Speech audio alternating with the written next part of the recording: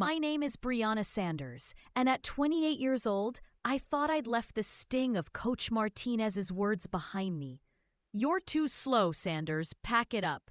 Those words echoed in my mind as I stood on the Olympic podium, gold medal heavy around my neck, staring directly at him in the stands. His face had gone completely white, mouth agape, as the national anthem played. The same man who'd cut me from my high school track team was now watching me break not one, but 3 Olympic records in the 400-meter hurdles. 10 years of grueling training, sacrifice, and proving everyone wrong had led to this moment. But the real satisfaction wasn't just in winning. It was in seeing the man who'd tried to crush my dreams realize just how catastrophically wrong he'd been about my potential. The journey back to this moment started when I was 18, a senior at Lincoln High with Olympic dreams burning in my chest. Coach Martinez ran our track program like a military operation, favoring the naturally gifted athletes while dismissing anyone who didn't immediately meet his standards. I wasn't the fastest on the team initially, but I had something he couldn't see: an unbreakable determination and a willingness to outwork everyone else. My times were improving dramatically each month, dropping from 68 seconds in the 400-meter hurdles to 62 seconds by mid-season. Any reasonable coach would have recognized the trajectory, but Martinez was fixated on immediate results rather than potential. When it came time to select athletes for the state championship, he looked right through me as if I didn't exist, choosing runners with static times over my rapidly improving performances. The day he cut me, I'd just posted my personal best time of 61.5 seconds in practice. I was exhausted, but exhilarated, finally feeling like I belonged with the top athletes. Martinez called me over after everyone else had left, his expression cold and dismissive. "Sanders, you're not making the state team. Your times just aren't competitive enough," he said without even looking at his stopwatch records. When I pointed out my improvement curve and recent personal best, he shrugged. "Natural talent beats hard work every time. Some people are just built for this sport and others aren't. You should focus on academics instead." His words felt like a physical blow, but what hurt most was the casual way he dismissed months of my dedication and sacrifice. I walked home that day feeling like my entire identity had been stripped away, wondering if I really wasn't good enough after all. What Coach Martinez didn't know was that my family had been quietly supporting my athletic dreams in ways that went far beyond emotional encouragement. My parents, both former Olympic athletes themselves, had been carefully managing my training behind the scenes. My father, David Sanders, had won bronze in the decathlon in 1992, while my mother, Janet Sanders, had been a world-class hurdler who'd missed the Olympics due to injury.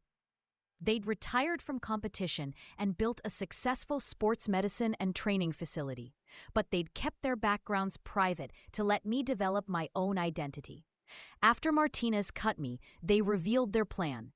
They'd been documenting my progress and had already secured connections with elite coaches who specialized in developing late-blooming talent. Sometimes the best revenge is simply becoming everything they said you couldn't be.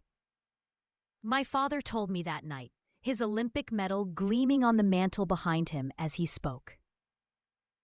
Within a month of being cut, I was training at the Olympic Training Center with Coach Elena Vasquez, a former world champion who specialized in the 400-meter hurdles. She took one look at my times and training videos and shook her head in disbelief. "Whoever cut you from their team doesn't understand athletic development," she said bluntly. "Your technique is raw, but your improvement curve is extraordinary. Most athletes would kill for progression like yours." Under her guidance, my times began dropping dramatically. She rebuilt my hurdling technique from the ground up, focusing on efficiency and race strategy rather than just raw speed. By the end of my first year with her, I dropped my time to 57 seconds, fast enough to qualify for national junior championships. Martinez, meanwhile, continued coaching at Lincoln High, completely unaware that his former too slow athlete was rapidly becoming a force in national track and field circles. The next few years became a blur of training camps, national competitions, and steady improvement. I kept my progress quiet, competing under my mother's maiden name at smaller meets to avoid attention. My parents' facility became my second home, with access to cutting-edge training equipment, sports medicine, and nutritionists that most athletes could only dream of. Coach Vasquez pushed me harder than I'd ever been pushed, but she also believed in my potential in a way Martinez never had. Champions aren't made in a single season, she'd remind me during particularly brutal training sessions. They're forged over years of consistent work when no one is watching. By my junior year of college, I was running times that would have made me the fastest hurdler in Lincoln High's history. But Martinez remained completely oblivious to my transformation, still coaching the same way he always had. The breakthrough came during my senior year when I qualified for the U.S. Olympic trials. My time of 53.8 seconds in the trial semifinals caught the attention of track and field media nationwide. Suddenly, reporters were asking about my background, my training, and how I'd developed so quickly. I gave honest interviews about my journey, but never mentioned Martinez by name, simply saying I'd faced early rejection that motivated me to work harder. What I didn't expect was for those interviews to make their way back to Lincoln High, where Martinez was still coaching. According to former teammates who reached out to congratulate me, he'd gone pale when he saw my name in Times in the sports section. He'd actually pulled out old training records to double-check if I was really the same Brianna Sanders he'd cut years earlier. The Olympic Games in Paris became the stage for my ultimate vindication. I'd qualified in the 400-meter hurdles with the second fastest time in the world that year, but I was still considered an underdog against the established champions. My parents flew in for the games, bringing along my entire extended family and support team. What I hadn't expected was to spot Coach Martinez in the stands during my preliminary heat. He'd somehow gotten credentials as a high school coach observer, probably hoping to scout techniques for his current athletes. The irony wasn't lost on me. The man who told me I wasn't good enough was now watching me compete on the world's biggest stage. I ran my preliminary heat in 52.9 seconds, automatically advancing to the finals and setting a new American record in the process. The final race became the most intense 8 minutes of my life. Standing in lane 6, I could see Martinez in the stands. His expression a mixture of disbelief and growing recognition. The starter's commands echoed through the stadium as 80,000 spectators fell silent. When the gun fired, I exploded from the blocks with perfect form, clearing the first hurdle with textbook technique that Coach Vasquez had drilled into me thousands of times. By the halfway point, I was in second place, staying patient behind the world record holder. As we approached the final turn, I made my move, finding another gear that years of elite training had developed. I surged past the leader with 100 meters to go, my form staying strong as I cleared the final 3 hurdles. The crowd's roar became deafening as I crossed the finish line, arms raised in victory. The scoreboard told the story that would change everything. 52.03 seconds, a new world record and Olympic record, shattering the previous marks by nearly half a second. As I celebrated on the track, the cameras panned to the stunned crowd, and I caught a perfect shot of Martinez's face, mouth hanging open, eyes wide with shock, his entire worldview crashing down around him. The commentators were going wild, talking about one of the greatest upsets in Olympic history, but all I could think about was 18-year-old me walking away from that practice in defeat. During the victory ceremony, As the gold medal was placed around my neck and the national anthem played, I looked directly at Martinez in the stands. He was still sitting there, frozen, probably calculating how different his coaching legacy might have been if he'd believed in potential over immediate results. The aftermath of my Olympic victory created ripple effects that reached far beyond just personal satisfaction. Within days, videos of my race were viral on social media, with my backstory of early rejection becoming a powerful narrative about perseverance and recognizing hidden potential. Sports journalists tracked down Martinez for comment, and his awkward interviews revealed just how badly he'd misjudged my abilities. "I remember Brianna, of course," he stammered to one reporter. Well, her times weren't competitive at the high school level. This is certainly an unexpected development." The Lincoln High Athletic Department, embarrassed by the negative attention, quietly reassigned Martinez from track coaching to general physical education. Meanwhile, multiple high schools began reaching out to offer me positions as a track consultant. Wanting to learn how to identify and develop overlooked talent like I'd been, the sponsors came calling immediately after my Olympic victory, offering endorsement deals that transformed my financial situation overnight. Nike offered me a signature shoe deal, Gatorade wanted me as their new face of determination, and Olympic training facilities across the country began requesting my input on coaching methodologies. What satisfied me most, though, was using my platform to establish the Second Chance Athletes Foundation, specifically designed to help young athletes who'd been cut from teams or told they weren't good enough.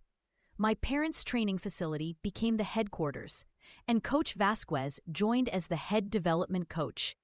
Within 6 months, we'd identified dozens of overlooked young athletes with trajectories similar to mine, providing them with the elite coaching and resources they needed to reach their potential. Martinez's coaching career effectively ended after my Olympic success, though not through any direct action on my part. Parents began questioning his judgment in player selection, particularly after stories emerged about other athletes he'd dismissed who'd gone on to succeed at higher levels. The Lincoln High track program's performance declined as top athletes transferred to schools with more progressive coaching philosophies. He eventually resigned from coaching altogether, taking a desk job in the district's administrative offices. I felt no personal animosity toward him by then. His rejection had ultimately led me to better coaching and greater success than I might have achieved otherwise. Sometimes the greatest revenge is simply becoming undeniably excellent at exactly what someone said you'd never be good enough to do. Years later, as I prepared for my second Olympic Games, I received an unexpected letter from Martinez. It was a carefully worded apology, acknowledging his mistake in cutting me and expressing genuine admiration for what I'd accomplished. He wrote about how my success had made him reevaluate his entire approach to coaching and recognizing potential in young athletes. I realize now that I was looking for finished products rather than diamonds in the rough, he admitted. Your achievement has been humbling in the best possible way. I appreciated the gesture, though it couldn't change the past. His letter went into my scrapbook alongside photos from the Olympic podium, newspaper clippings, and training videos, a complete record of the journey from rejection to vindication that had defined my 20s. The story of my transformation from too slow to world record holder became a regular feature in motivational speaking circuits and sports psychology textbooks. Coach Vasquez and I co-authored a book about recognizing and developing athletic potential, with an entire chapter dedicated to the dangers of premature judgment in youth sports. My parents' training facility expanded into a full Olympic development center, and the coaching methodology we developed became a model for programs worldwide. Martinez's mistake had inadvertently contributed to revolutionizing how coaches approach talent identification and development. The ripple effects of one coach's poor judgment had ultimately improved opportunities for countless young athletes who might have otherwise been overlooked. Standing on that Olympic podium in Paris, gold medal heavy around my neck, I realized that Martinez's rejection had been the catalyst for everything good that followed. Without his dismissal, I never would have trained with Coach Vasquez, never would have had access to elite facilities, never would have developed the burning motivation that carried me through years of grueling preparation. His "you're too slow" had become my "watch this" moment, transforming rejection into rocket fuel for unprecedented success. The 18-year-old girl who'd walked away from that practice in tears had become a woman who'd rewritten the record books and changed the sport forever. Sometimes the greatest gift someone can give you is not believing in you. It forces you to believe in yourself with an intensity that makes miracles inevitable.